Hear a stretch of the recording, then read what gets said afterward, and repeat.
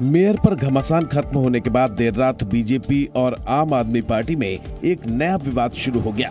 विवाद था standing committee सदस्यों के चुनाव को लेकर।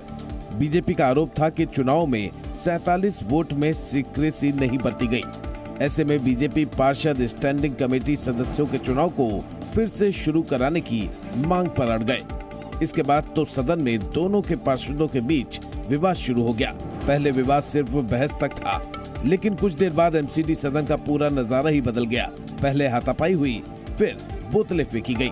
कुछ नहीं मिला तो सदन में एक दूसरे पर कटोरे भी फेंके गए। काफी हंगामे के बाद बैठक को 1 घंटे के लिए स्थगित किया गया, लेकिन बाद में जैसे ही सदन की कार्रवाई दोबारा शुरू हुई, बीजेपी पार्षदों ने हंगामा शुरू कर दिया। बाद में वो वेल तक पहुंच गए। उनकी मांग थी कि वोटिंग को दोबारा कराया जाए। जवाब में आम आदमी पार्टी के पार्षदों ने भी नारेबाजी शुरू कर दी। बाद में मेयर ने सदन को फिर स्थगित कर दिया। और दिल्ली एमसीडी सदन में हंगामा जमकर के हुआ है। उसके बाद बीजेपी और आप में आरोप प्रत्यारोप का खेल शुरू हो गया। सदन से सोशल मीडिया तक दोनों पार्टियों के बीच बहस जारी। दिल्ली में स्टैंडिंग कमेटी के चुनाव को लेकर जो हंगामा हुआ, उसका एक एक वीडियो सोशल मीडिया पर जमकर वायरल हो रहा है। जैसे कि एक दूसरे पर सेब खाकर फेंकने वाला ये वीडियो देखिए। ऐसा लग रहा था कि जिसके हाथ जो लगा वही एक दूसरे पर फेंक दिया। उसी सोशल मीडिया पर इस घमासान को लेकर आरोप प्रत्यारोप भी शुरू हो गया था। दिल्ली के सीएम और डिप्टी सीएम ने इस मामले में तुरंत ट्वीट कर दिया। उधर सदन में मौजूद दोनों पार्टियों के पार्षदों ने हंगामे के लिए एक दूसरे को जिम्मेदार ठहराया। भारतीय जनता पार्टी के लोगों के पास नंबर नहीं है। वो गुंडागर्दी से स्टैंडिंग कमेटी बनाना चाहते हैं। वो चाहते हैं चुनाव किस तरह टल जाए, लेकिन माननीय उच्चतम न्यायालय ने कहा हुआ है कि चुनाव कराना है और हम चुनाव कराने के लिए तैयार हैं। लेकिन भारतीय जनता पार्टी के लोग बार बार वेल में आके हंगामा कर रहे हैं। तो एक काम करते हैं, सतीश जी थोड़ा सा हाउस को क्लीन कराइए, देखिए कितना गंद मच गया, और 1 घंटे के बाद दोबारा से हाउस को शुरू करें। पहले 50 काउंसलर्स को तो आपने अलाउ करा मोबाइल फोन ले जाने के, ताकि आप अपने हाई कमांड को वो फोटो दिखा सकें कि हम किसको वोट डाल रहे हैं।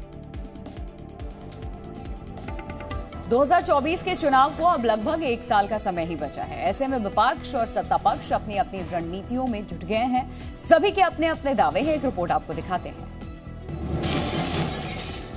2024 के लिए चुनावी बिसात बिछना शुरू हो गई है। लगभग साल भर बाद होने वाले चुनाव के लिए विपक्ष और सत्ता पक्ष अपनी अपनी तैयारी शुरू कर चुके हैं। 2024 में सरकार किसकी बनेगी, इसे लेकर सभी के अपने अपने दावे हैं। 2024 the alliance government will come in center. Congress will lead.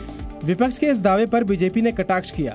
पूर्व केंद्रीय मंत्री मुख्तार अब्बास नकवी ने कहा है कि कांग्रेस मुंगेरी लाल के सपने न देखे। कांग्रेस के प्रेसिडेंट साहब कह रहे हैं कि हम जो है वो 2024 में सरकार बनाने का मुंगेरी सपना देख रहे हैं। तो एक बात समझ लेना चाहिए, गठबंधन की गठरी में जितने छेद हैं उससे ज्यादा उनके नेताओं में मतभेद हैं।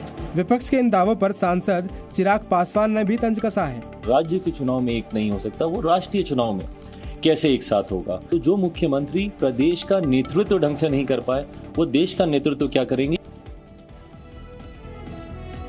उज्जैन में रामकथा करने पहुंचे कुमार विश्वास एक नए विवाद में घिर गए हैं। दरअसल रामकथा के दौरान उन्होंने आरएसएस पर विवादित टिप्पणी कर दी, जिसे लेकर बाद में उन्होंने हालांकि माफी भी मांग ली है।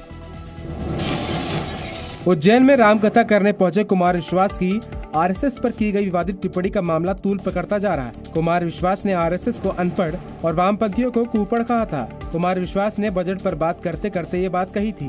इस देश में 2 ही लोगों का झगड़ा चल रहा है।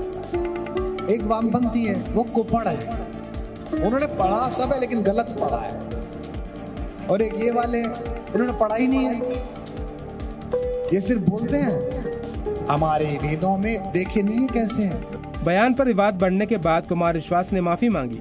कुमार विश्वास का वीडियो वायरल होने के बाद बीजेपी ने इस मुद्दे पर कुमार विश्वास के ऊपर सवाल उठाए हैं। आपकी इस सामान्य बुद्धि में अगर ये प्रसंग किसी और तरीके से चला गया है तो उसके लिए मुझे माफ करें। उधर कुमार विश्वास के बयान को लेकर बीजेपी आरएसएस ने आपत्ति जताई है, लेकिन कांग्रेस ने इस बयान पर आरएसएस को घेरा है। कुमार विश्वास जी ने जो कहा है वो सही तो कहा है। आरएसएस के बारे में आरएसएस करती क्या है, पढ़ती लिखती तो है नहीं, नफरत फैलाने का काम करती है। वहीं 3 तलाक कानून खत्म किए जाने को लेकर कैसे अहमदिया मुस्लिम यूथ एसोसिएशन के अध्यक्ष तारिक अहमद ने पीएम मोदी की तारीफ की है। दरअसल तारिक अहमद ने इसे महिला सशक्तिकरण की दिशा में उठाया गया कदम बताया है। एक रिपोर्ट आपको दिखाते हैं। 3 तलाक पर प्रतिबंध लगाने को लेकर विपक्ष ने मोदी सरकार पर कई सवाल उठाए थे, लेकिन अब केंद्र के उसी फैसले से मुस्लिम समाज खुश नजर आ रहा है। अमृतकाल में अल्पसंख्यकों की भूमिका कार्यक्रम में अहमदिया मुस्लिम यूथ एसोसिएशन के अध्यक्ष तारिक अहमद ने कहा, पीएम मोदी ने देश के लिए और खासकर अल्पसंख्यकों के लिए कई कदम उठाए हैं, इसकी सराहना की जानी चाहिए। 3 तलाक दे देते हैं तो उसको अहमदिया मुस्लिम कम्युनिटी शुरू से ही उसको एंटरटेन नहीं करती है। तो ये जो स्टेप हमारे मोदी साहब की गवर्नमेंट में लिया गया है और विमेन जो डिप्राइव होकर रहती थी उनको एक स्टेटस देने के लिए एक बहुत अच्छा ये कदम उठाया गया है और इस हवाले से हम जो हुकूमत है उसकी बहुत सराहते हैं। इस कार्यक्रम में शामिल कई और बुद्धिजीवियों ने भी अल्पसंख्यकों के लिए उठाए गए कदम की तारीफ की। खास तौर से जो प्राइम मिनिस्टर मोदी है उन्होंने पूरे मुल्क के लिए और ख़ास तौर से माइनॉरिटीज़ के लिए बेशुमार ऐसे कदम उठाए हैं जिनकी सराहना की जानी चाहिए। तो यकीनन जो अच्छी चीज़ें उनकी प्रशंसा होनी चाहिए और अब उनकी प्रशंसा करते हैं। भारत चीन के बीच में सीमा विवाद को लेकर के बीजिंग में एक अहम बैठक हुई है, जिसमें एलएसी के बाकी इलाकों से पीछे हटने के प्रस्तावों पर भी चर्चा। भारत और चीन के बीच बुधवार को एलएसी विवाद को लेकर बीजिंग में बैठक हुई। दोनों देशों के बीच इस विवाद को लेकर ये 26वीं बैठक थी। 2019 के बाद पहली बार दोनों देशों ने आमने सामने बैठकर बात की। बैठक में एलएसी पर पश्चिमी सेक्टर के हालात की समीक्षा हुई। साथ ही एलएसी के बाकी इलाकों से पीछे हटने के प्रस्तावों पर भी चर्चा की गई। इसके साथ ही दोनों देशों में सीनियर कमांडर्स के बीच अगली मीटिंग को जल्द कराने की भी बात हुई। इससे पहले 17 जुलाई को हुई बातचीत के बाद भारत और चीन की ओर से ज्वाइंट स्टेटमेंट जारी किया गया, जिसमें कहा गया था कि बीजिंग में दोनों ने खुलकर अपनी बातों को रखा और गंभीरता से मुद्दों पर बात की। दोनों देशों ने फिर इस बात को दोहराया कि एलएसी पर शांति के लिए जल्द ही बचे हुए मुद्दों का समाधान करना जरूरी है। 2020 में गलवान घाटी में हुई हिंसक झड़प के बाद संघर्ष बढ़ गया। तब से दोनों देश तनाव कम करने और सीमा विवाद को सुलझाने के लिए कूटनीतिक और सैन्य वार्ता में लगे हुए हैं। सुप्रीम कोर्ट से शिंदे गुट को राहत मिलने के बाद एनसीपी प्रमुख शरद पवार अब केंद्र पर हमलावर हो गए। शरद पवार ने इस पूरे घटनाक्रम को बड़ा संकट बताया है। सुप्रीम कोर्ट से उद्धव गुट को मिली राहत के बाद शरद पवार ने केंद्र पर बड़ा हमला किया है। एनसीपी प्रमुख ने कहा कि शिवसेना को बनाने वालों के हाथ से ही शिवसेना निकल रही है।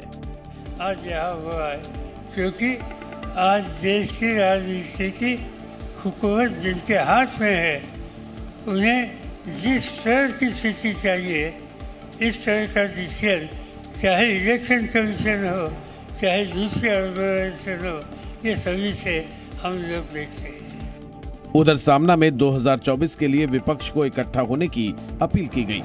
सामना में छपे लेख में लिखा गया है, देश के लोकतंत्र को फांसी पर चढ़ाया जा रहा है और पूरा विपक्ष साथ नहीं आया तो 2024 का लोकसभा चुनाव आखिरी होगा।